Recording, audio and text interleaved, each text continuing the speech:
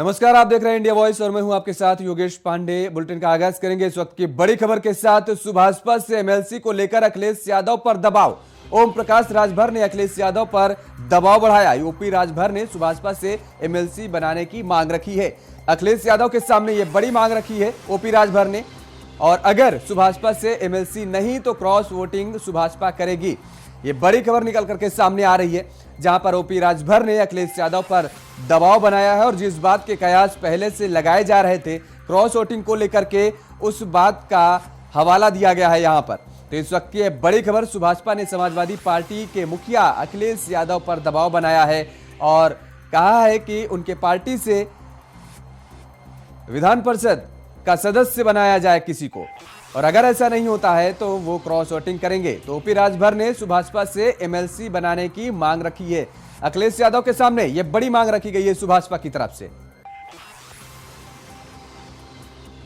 तो लखनऊ से इस वक्त की बड़ी खबर, अगर सुभाषपा से एमएलसी नहीं तो क्रॉस वोटिंग की संभावना जताई जा रही है सुभाषपा की तरफ से।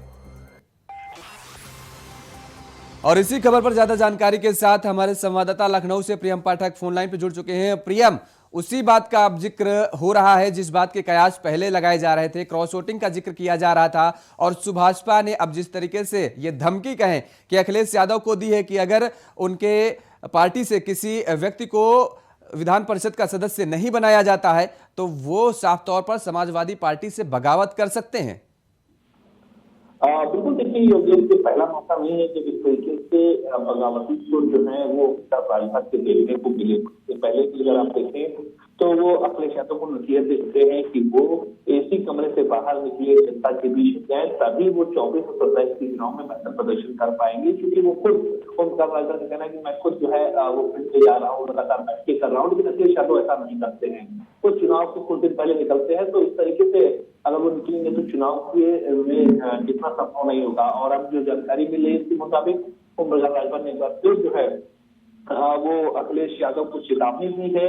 कह सकते हैं कि ओम प्रकाश राजभर को उन्होंने आगाह किया है इस बात से कि अगर सीटें खाली हो रही है उसमें सुभाषपा से एमएलसी नहीं बनाए जाते हैं तब फिर वो क्रॉस वोटिंग आने वाले चुनाव में कर सकते हैं, जो जिसकी वजह से समाजवादी पार्टी को बड़ा नुकसान हो सकता है। और इसीलिए ये माना जा रहा है कि एक बड़ा सकते हैं कि जो है चैलेंज जो है ओम प्रकाश राजभर ने बल्कि अखिलेश यादव के दिया है। और सबसे खास बात ये देखिए, इससे पहले वो लगातार बीजेपी के नेताओं से भी संपर्क में रह रहे हैं, चाहे वो दयाशंकर सिंह के साथ उनकी मुलाकात हुई हो, अभी कुछ दिन पहले उन्होंने वीआईपी गेस्ट हाउस में दयाशंकर सिंह से मुलाकात करी थी।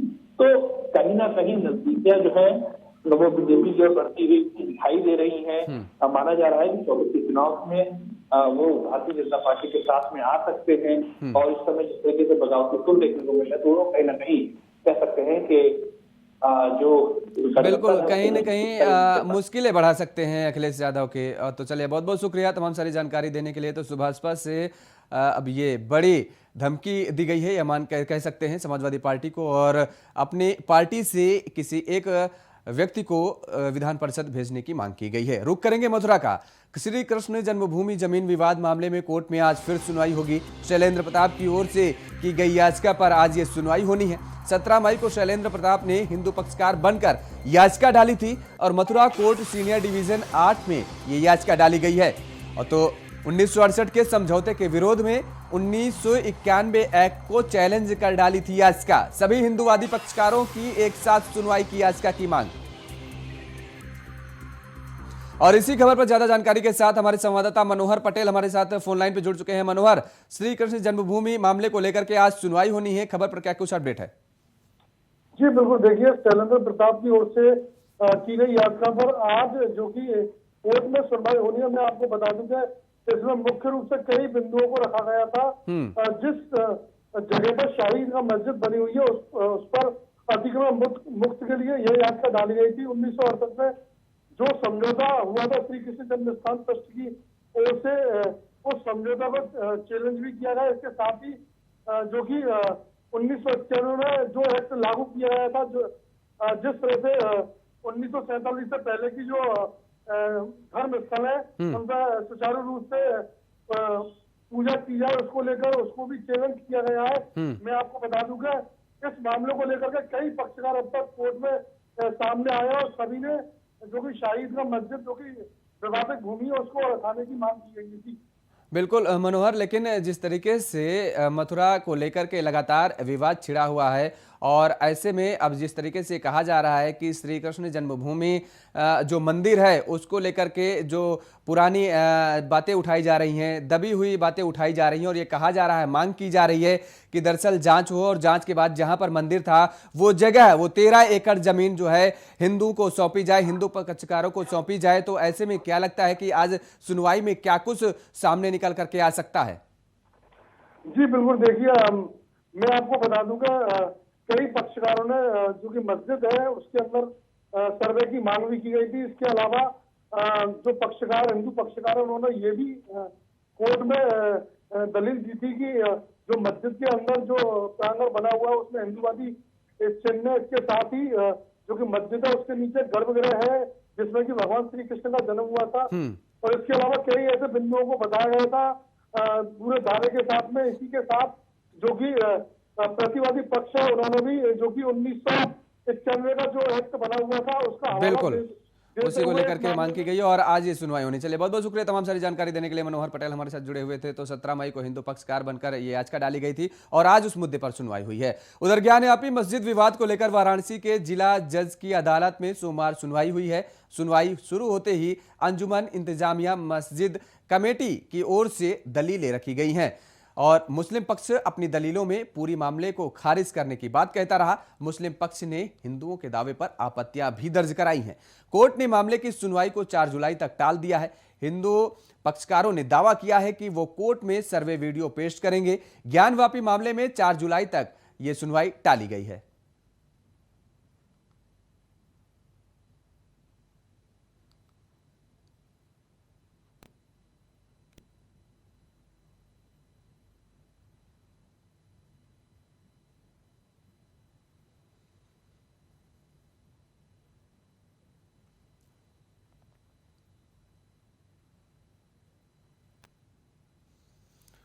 किन्नर अखाड़ा की महामंडलेश्वर और किन्नर कल्याण बोर्ड की सदस्य कौशल्या नंदगिरी ने वाराणसी के ज्ञानवापी मामले पर बयान देते हुए कहा कि ज्ञानवापी के मंदिर को आक्रांताओं ने तोड़कर मस्जिद बना दिया था, लेकिन मंदिर तोड़कर मस्जिद बना देने से वो मस्जिद नहीं हो जाएगा। इसलिए मुस्लिम भाइयों से निवेदन करती हूं कि प्यार से ज्ञानवापी को हिंदुओं को सौंप दें। 2-1 से संपर्क करके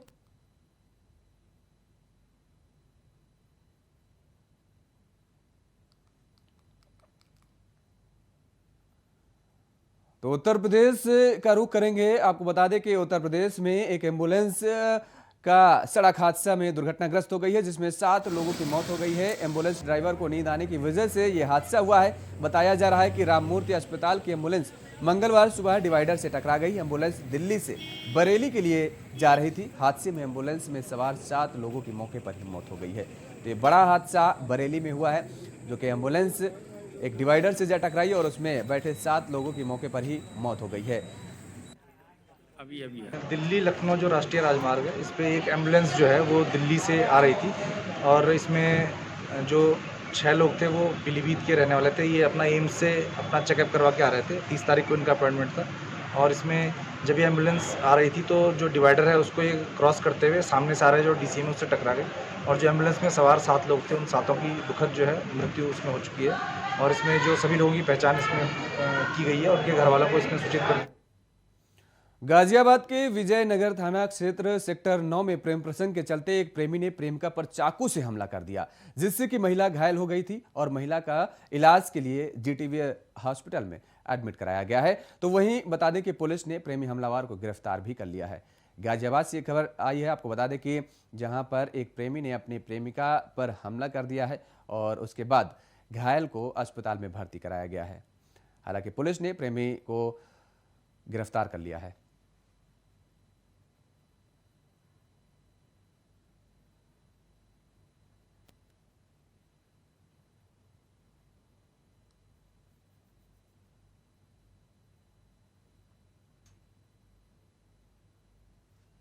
तो प्रेमी ने प्रेमिका पर चाकू से हमला किया है